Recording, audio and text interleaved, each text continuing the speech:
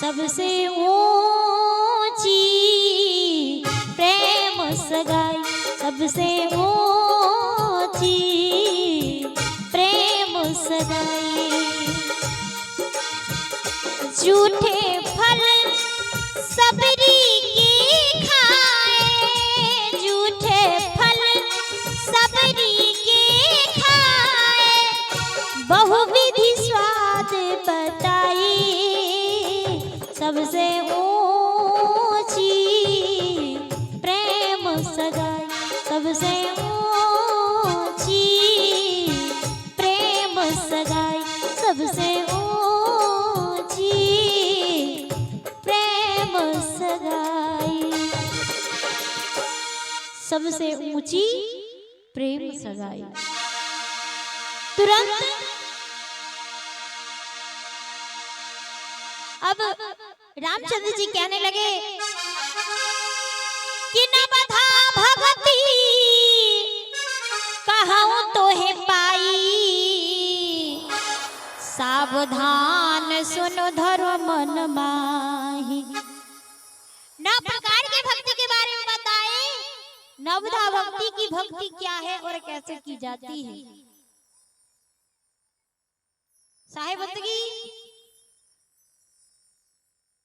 मैं निवेदन करना चाहूंगी कि सबसे पहले ये भक्ति है क्या और भक्ति कैसे की जाती है, ये बाजारों में दुकानों में नहीं मिलती है।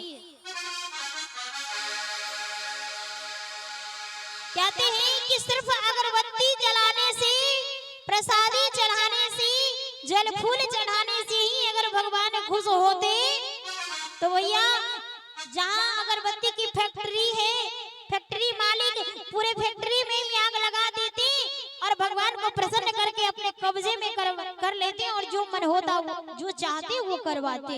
लेकिन ऐसी बात नहीं, कहते भगवान भाव के भूखे होते हैं। रामचंद्र जी नवधा भक्ति के बारे में कहते हैं माँ सबरी से, प्रथम भगति संतान कर संगा,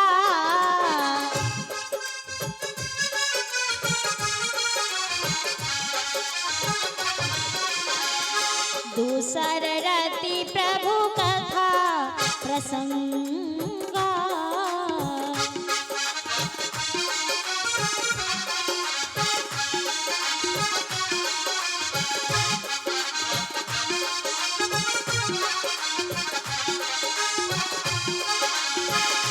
कहते हैं कि प्रथम भगति संतन कर संगा, दूसरे रति प्रभु कथा प्रसंगा।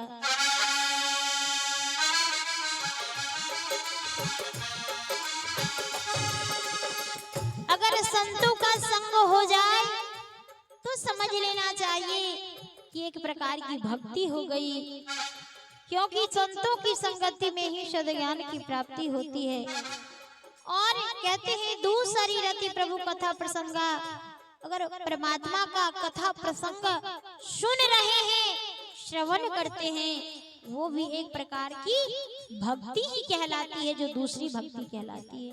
तो आप लोग ये मत सोचिएगा कितना समय हम यहाँ बैठे मेरा समय बेकार हो गया, ये मैं नहीं कह रही हूँ, राम जी स्वयं कहते हैं माँ सबरी से कि प्रथम भगति संतन कर संगा, दूसरी रति प्रभु कथा प्रसंगा।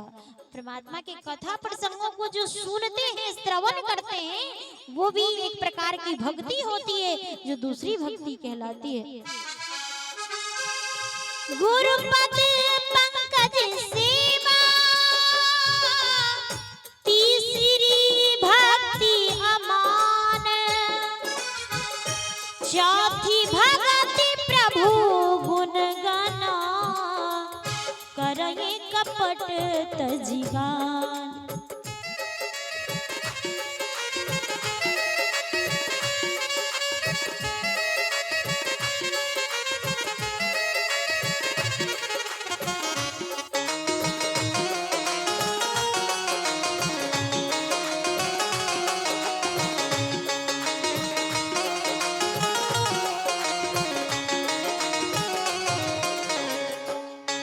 कहते हैं गुरु पद पंकज सेवा, तीसरी भक्ति अमान। गुरु के चरणों को जो सेवा करे, मान सम्मान को ना देखते हुए, वो तीसरी भक्ति कहलाती है। और छल कपट को त्याग करके जो परमात्मा का गुणगान करे, वो चौथी भक्ति कहलाती है। मंत्र जाप प्रभु दृढ़ विश्वासा,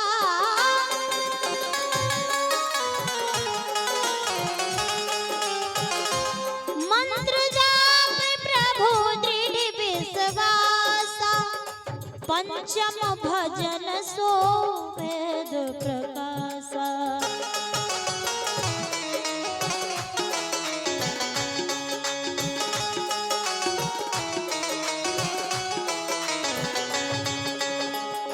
कहते मंत्र जाप प्रभु दृढ़ विश्वासा, जो गुरु के दियो ये मंत्र को जाप करे, दृढ़ विश्वास बना करके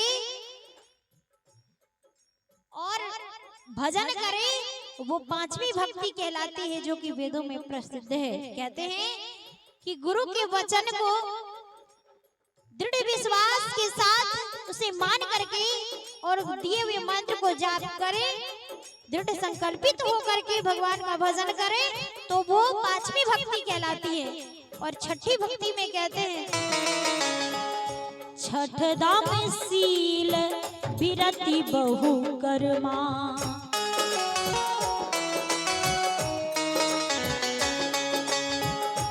छठ दाम शील विरति बहु कर्मा, निरत निरंतर सज्जन धर्मा।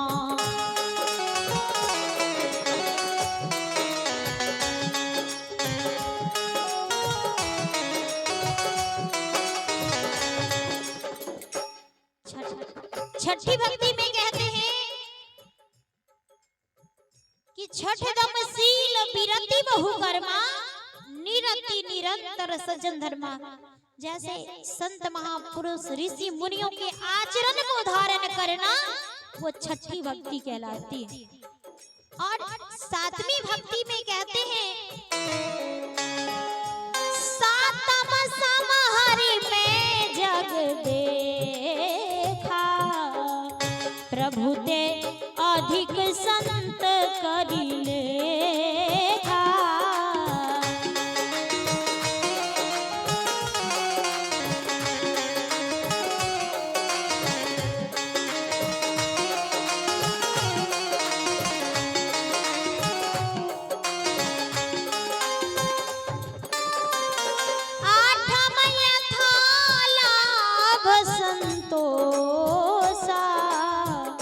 सपने नहीं देखे पर दोसा,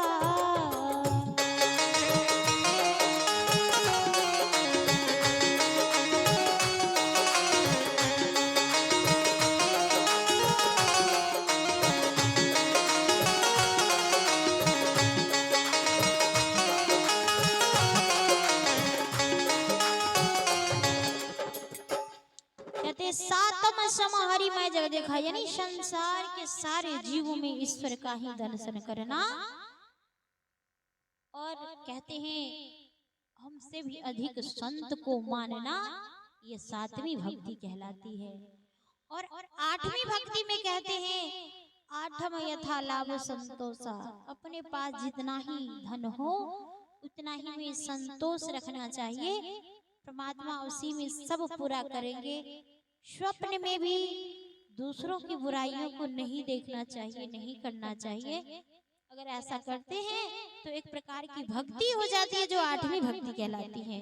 और अंतिम में नवधा भक्ति के बारे में कहते हैं, नवम सरल सब सन छलहीना,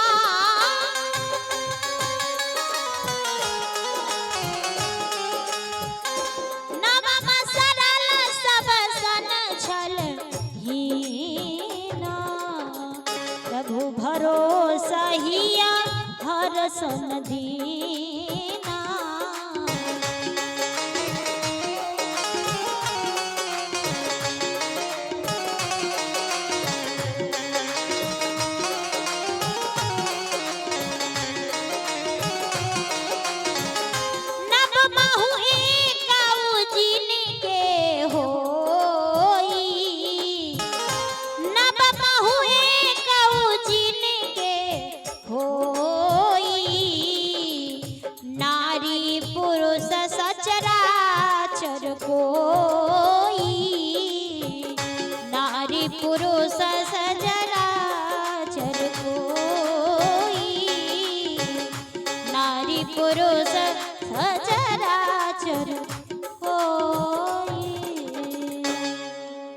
कहते हैं नवम सरल सब सन छल हीना। अपने आप को इतना सरल हो जाना कि अगर कोई दो ठो बात भी कहे तो उसको सह लेना, और किसी भी स्थिति में हर्ष और विषाद करना होना, यानी ज्यादा खुशी होने पे ज्यादा उत्साहित ना होना, ज्यादा दुख होने पे ज्यादा दुखी ना होना, दोनों परिस्थिति में एक समान रहना और परमात्मा का भजन करते रहना, ये नवधा भक्ति कहलाती है। और हे भामिनी, तुम्हें तो ये सारे गुण स्थित है, इसीलिए तुम्हें वो मार्ग प्रदान करता हूँ जो जोगी मुनि यति तपी सन्यासियों को भी दुर्लभ होता है। इस प्रकार मां सबरी का कल्याण हुआ है। प्रेम से भक्त वत्सल भगवान की, सद्गुरुदेव